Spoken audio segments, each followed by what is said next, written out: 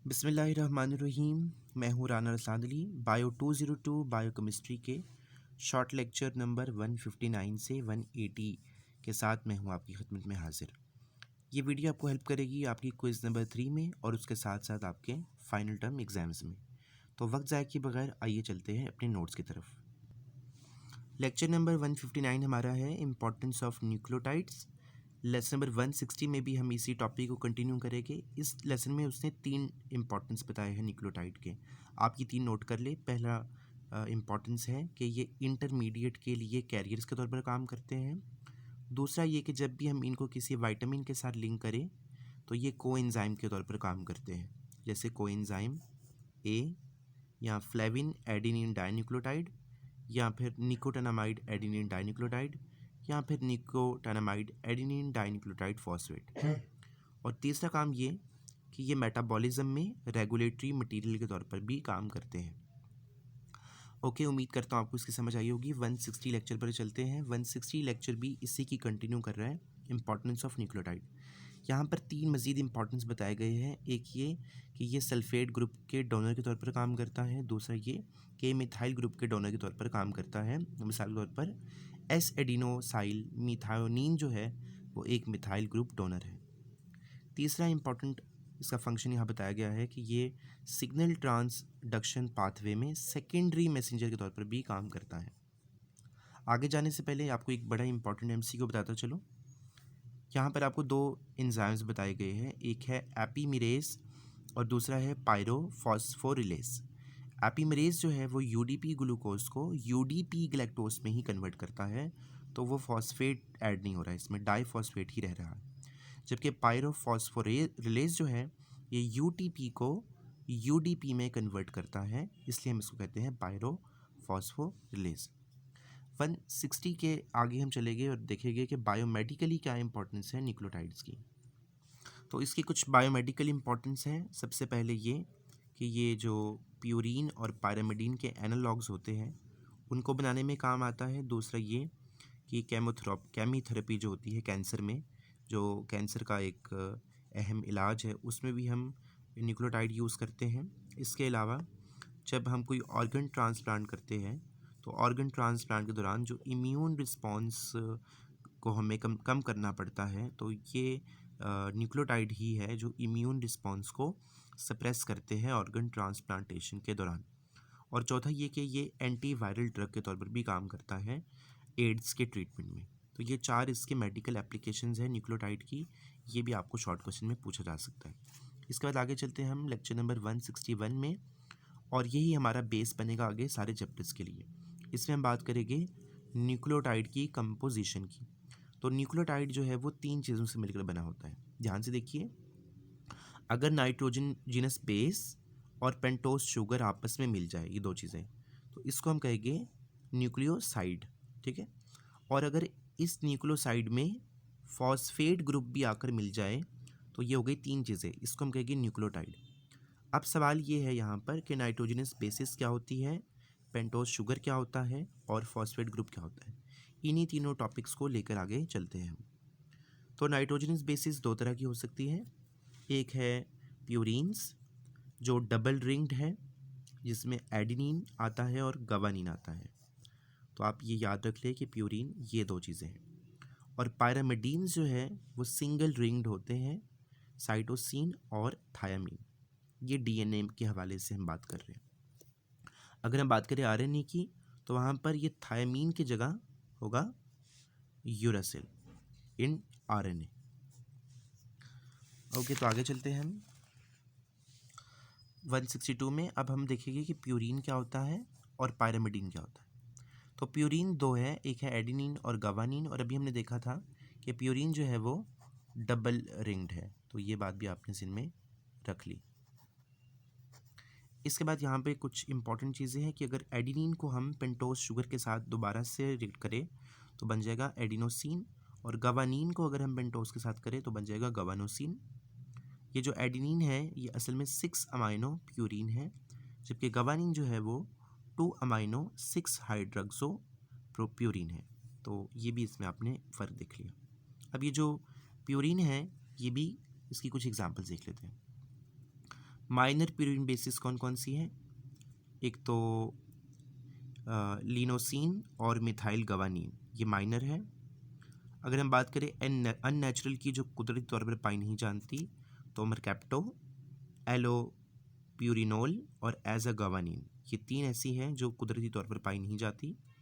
और ये एक इम्पॉर्टेंट एमसीक्यू है कि इंसान में प्यूरिन का जो एंड प्रोडक्ट है वो क्या है? वो है यूरिक एसिड। वो है यूरिक एसिड, यानी जितने भी प्यूरिन है इंसान की बॉडी के अंदर, उसका जो एंड प्रोडक्ट बचता है वो है यूरिक एसिड। इसके अलावा कुछ और प्यूरिन्स की मिसालें दी गई है, हाइपोजेंथाइन और जेंथाइन। इसके बाद अगले चैप्टर में हम बात करेंगे पायरामिडीन की। तो गाइस, पायरामिडीन क्या है? पायरामिडीन हमने अभी देखा था कि ये सिंगल रिंग्ड न्यूक्लियोटाइड होते हैं और इसकी कुछ मिसालें थी, साइटोसिन, थायामीन। और मैंने कहा था कि आरएनए के केस में होगा यूरेसिल, तो थायामीन सिर्फ डीएनए में होगा, यूरेसिल आरएनए में होगा, और साइटोसिन जो है वो दोनों केसेस में होगा। अब अगर हम इस साइटोसिन के साथ पेंटोज शुगर को मिला दें तो बन जाएगा साइटडीन, थायामीन के साथ मिलाए तो बनेगा थायमाडीन, और यूरेसिल के साथ बनाए तो बनेगा यूराडीन। ये साइटोसिन जो है ये 2-ऑक्सी-4 अमाइनो पायरामिडीन है, थायामीन 2,4 डाईऑक्सी 5 मिथाइल पायरामिडीन है, और यूरेसिल जो है वो 2,4 डाईऑक्सी पायरामिडाइन है। इसीलिए ये सिर्फ आरएनए में होती हैं, क्योंकि इसमें ये मिथाइल ग्रुप है, ये डीएनए में होगा, और क्योंकि ये ऑक्सी और अमाइनो ग्रुप्स दोनों हैं इसमें, तो ये डीएनए और आरएनए दोनों में होगा। अब यहाँ पर जो थायामीन है और यूरेसिल है, इसमें हम देख लेते हैं कि बेसिक फ़र्क क्या है। तो अगर आप देखें थायामीन में, तो इसमें मिथाइल ग्रुप प्रेजेंट है, तो यही फ़र्क है, जबकि जो यूरेसिल है उसमें मिथाइल ग्रुप प्रेजेंट नहीं है। तो कुछ हम मिसालें देख लेते हैं, जैसे माइनर पायरामिडीन की बात कर लेते हैं। तो माइनर पायरामिडीन में डाईहाइड्रो यूराडीन, 5 मिथाइल साइटडीन और 5 हाइड्रोक्साई, ये 3 इसकी मिसालें हैं।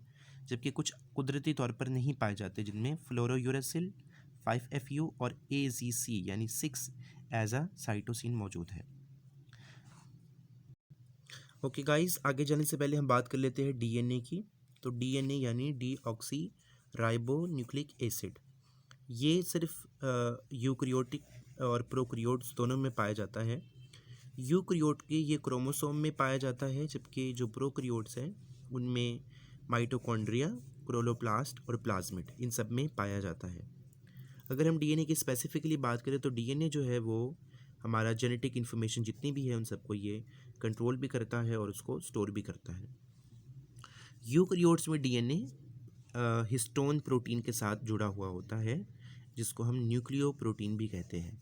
जबकि प्रोकैरियोटिक सेल में जो प्रोटीन है और डीएनए कम्प्लेक्स वो नॉन मेम्ब्रेन बाउंड रीजन में पाया जाता है, जिसको हम न्यूक्लियोइड कहते हैं। तो जो न्यूक्लियोइड है प्रोकैरियोटिक सेल में, वहाँ पर आपको ये मिलेगा प्रोटीन डीएनए कम्प्लेक्स। तो डीएनए की कुछ स्ट्रक्चर्स हैं जिनको हम अभी शॉर्टली देख रहे हैं और आगे जाकर हम इसको तफसील से स्टडी करेंगे। तो प्राइमरी की अगर बात करें तो प्राइमरी स्ट्रक्चर में हम सिर्फ सीक्वेंस को स्टडी करते हैं, जो न्यूक्लियोटाइड सीक्वेंस होता है, जैसे एडेनिन, थायामीन, साइटोसिन, गवानीन। जबकि सेकेंडरी में हम एक रेगुलर और एक स्टेबल स्ट्रक्चर स्टडी करते हैं। जबकि टर्शरी स्ट्रक्चर का मतलब ये होता है कि जो लार्ज क्रोमोसोम्स हैं वो कम्प्लेक्स फोल्डिंग हुई है उनके दरमियान यूकैरियोटिक क्रोमेटिन के अंदर, यानी जो क्रोमोसोम है बड़े बड़े, उनकी फोल्डिंग हुई है आपस में, तो उस फोल्डिंग की वजह से जो स्ट्रक्चर हमारे पास आया है वो है टर्शरी स्ट्रक्चर। जी, तो हमने प्यूरिन और पायरामिडीन को तो समझ लिया। अब हम बात करेंगे कि पेंटोज शुगर क्या है। तो पेंटोज शुगर 2 तरह की है, एक है डी राइबोस जिसको, और दूसरी है 2-डीऑक्सी डी राइबोस। ये वाली जो है डीऑक्सी वाली, ये डीएनए में होती है ये वाली शुगर, जबकि जो डी राइबोस है ये होती है आरएनए में। तो इसके बारे में हम कुछ तफसील से देख लेते हैं। अगर हम डी राइबोस को बेस के साथ ऐड करेंगे तो राइबो न्यूक्लियोइड बनेगा, जाहिर है। यानी जब हम राइबोस शुगर को किसी बेस के साथ, जो एक न्यूक्लियोइड है, उसके साथ ऐड करेंगे तो राइबो न्यूक्लियोइड बनेगा। और अगर हम 2-डीऑक्सी राइबोस को बेस के साथ ऐड करेंगे तो डीऑक्सी राइबो न्यूक्लियोटाइड बनेगा। तो ये होगा हमारा आरएनए में और ये हमारा होगा डीएनए में। इसके बाद यहाँ समझना बहुत ज़रूरी है कि ये जो शुगर के मॉलिक्यूल हैं ये आपस में लिंक कैसे करते हैं। तो इसके लिए हम चलते हैं यहाँ पर एन ग्लाइकोसिडिक बॉन्ड की तरफ। तो जो शुगर है वो बी एन ग्लाइकोसिडिक बॉन्ड के ज़रिए एक दूसरे के साथ लिंक करेगी। वो कुछ इस तरह से कि N1 पायरामिडीन का और N9 जो है वो प्यूरिन पर ये होगा, ये वाला बॉन्ड होगा ग्लाइकोसिडिक बॉन्ड। ये एक कंडेंसेशन रिएक्शन होगा। कंडेंसेशन रिएक्शन में होता ये है कि दो चीज़ें आपस में मिलती हैं और वाटर जो है वो रिमूव हो जाता है, यानी ऐसे प्रोसेस को हम कहेंगे कंडेंसेशन।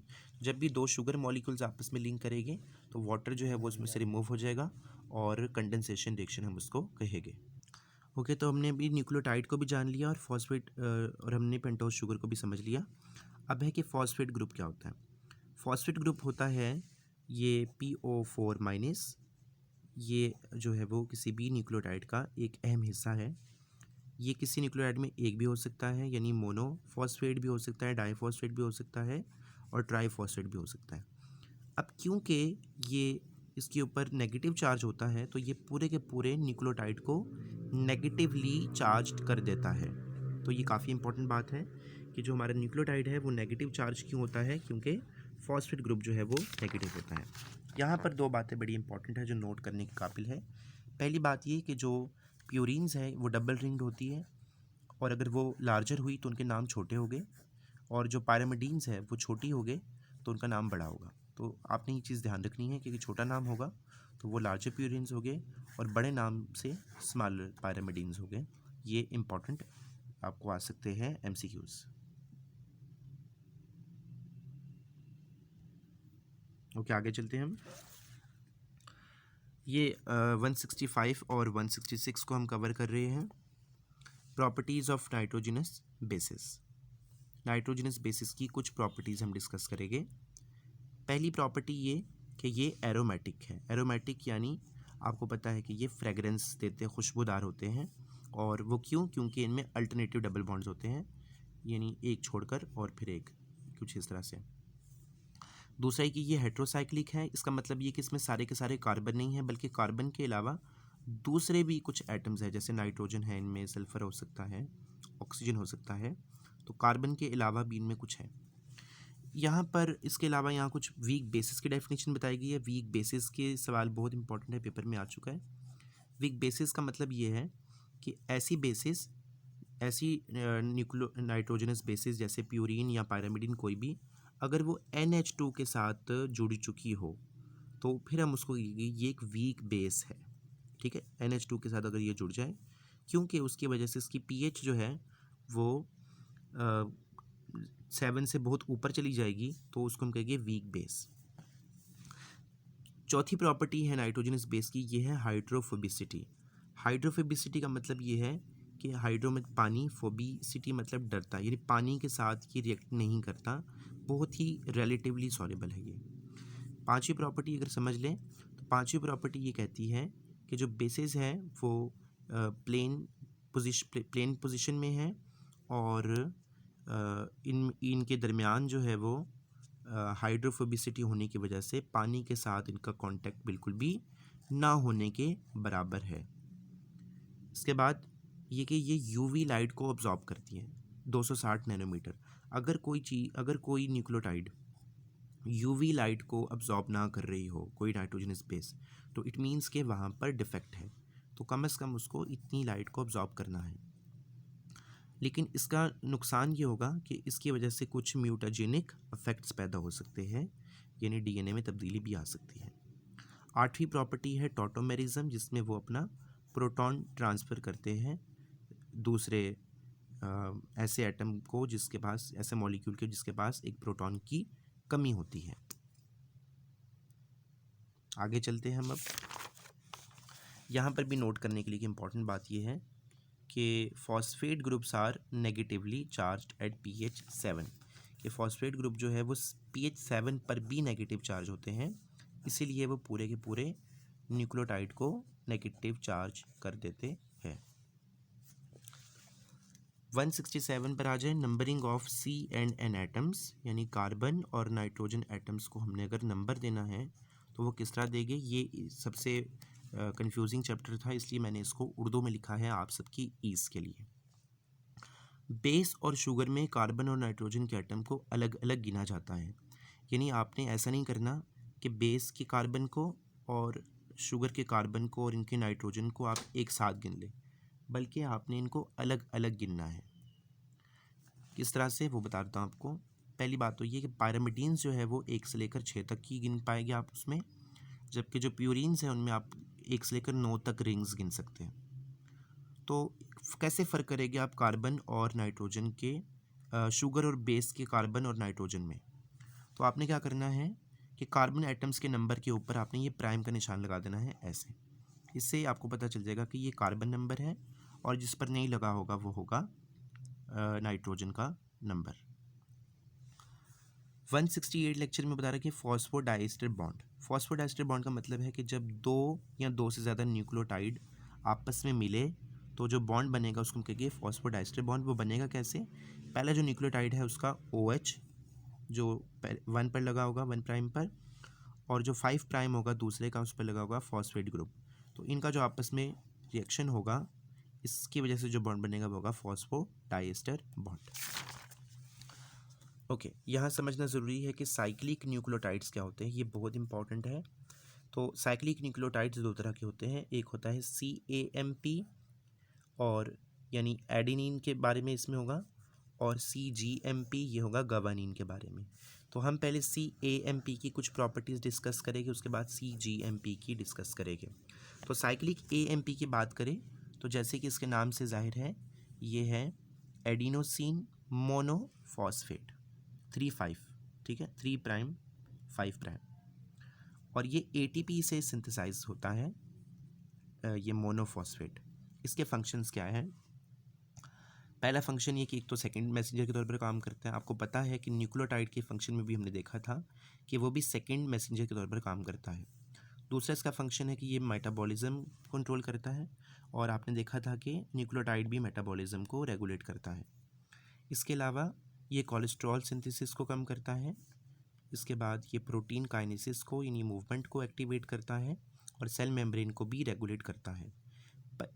इस सेल मेम्ब्रेन की परमेबिलिटी को भी रेगुलेट करता है, यानी सेल मेम्ब्रेन को ये परमेबल बनाता है, और इंसुलिन सिक्रेशन भी इस रेगुलेट करता है। तो 2-3 इसके सारे काम जो है वो बड़े इंपॉर्टेंट है CAMP के, साइक्लिक एडिनोसिन मोनोफॉस्फेट के। अब हम बात कर लेते हैं ट्राईफॉस्फेट की, गवानीन ट्राईफॉस्फेट की। ये गवानीन ट्राईफॉस्फेट है साइक्लिक, ये GTP से हम इसे लेते हैं गवानीन मोनोफॉस्फेट को। इसके कुछ फंक्शंस है वो देख लें। एक तो स्मूथ मसल में ये इंपॉर्टेंट रोल अदा करता है। दूसरा ये कि जो स्मूथ मसल की रिलैक्सेशन है और वैसोडाइलेशन है उसमें। प्रोटीन फॉस्फोराइलेशन में इसका इंपॉर्टेंट रोल है, और न्यूरो ट्रांसमीटर्स के तौर पर ये काम करता है। इंसुलिन एक्शन एक्टिवेट करता है, और सोडियम चैनल को भी ये रेगुलेट करता है। तो ये इसके इंपॉर्टेंट फंक्शंस हैं, इसको भी आप एक दफ़ा नोट आउट कर लें। लेसन नंबर 170 में हम इस वीडियो का जो हमारा लास्ट चैप्टर है इसमें हम देखना है कि there are 2 types of base pairs predominant in double standard DNA and RNA। तो कह रहा है कि यहाँ पर हमारे पास जो DNA और RNA में है, यहाँ पर हमारे पास हाइड्रोजन बॉन्डिंग होती है। आपको पता है कि हमारा जो DNA है वो डबल स्टैंडर्ड होता है इस तरह से। जो बेसिस है एडेनिन थायमीन के सामने होती है, और साइटोसिन जो है वो गवानीन के सामने। और एडेनिन थायमीन के सामने डबल बॉन्ड होता है, और साइटोसिन और गवानीन के में ट्रिपल बॉन्ड होता है। और ये जो बॉन्डिंग है ये होती है हाइड्रोजन बॉन्डिंग। जी बिल्कुल, इस तरह से हमारा DNA होता है जिसमें डबल साइक्लिक होता है, और ये एक दूसरे के एंटी पैरेलल स्ट्रैंड्स होते हैं, और ये ट्विस्टेड लैडर की तरह हमें नज़र आता है। ठीक है, अब आपको यहाँ पर कुछ ग्रूव्स नज़र आ रहे होंगे, कुछ बड़े ग्रूव्स नज़र आ रहे हैं आपको यहाँ पर, और कुछ जो है वो आपको यहाँ पर छोटे ग्रूव्स नज़र आ रहे हैं। तो इन ग्रूव्स की बात कर लेते हैं। तो ग्रूव्स एक्चुअली होता क्या है कि जो दो स्ट्रैंड्स के दरमियान का स्पैटियल रिलेशन है, इस बैंड का और इस बैंड का, इसका और इसका, ये एक हेलिक्स बना देता है जिसको हम कहते हैं ग्रूव। कुछ मेजर ग्रूव होते हैं और कुछ माइनर ग्रूव होते हैं। तो ये जो माइनर ग्रूव है ये क्योंकि माइनर होता है, छोटा होता है, इसलिए यहाँ से हम एंटी कैंसर, ये जो छोटा सा ग्रूव आपको नजर आ रहा है यहाँ वाला, ये क्योंकि माइनर है इससे हम एंटी कैंसर ड्रग्स को इंटरकुलेट कर सकते हैं इसके ज़रिए DNA के साथ। तो इससे जो है वो काफ़ी अच्छे रिज़ल्ट्स आ सकते हैं। तो यहाँ तक हमारे 170 तक चैप्टर्स क्लियर हो गए। उम्मीद करता हूँ आपको वीडियो अच्छी लगी होगी। आपका फ़ीडबैक ज़रूर दीजिएगा। अल्लाह हाफ़िज़।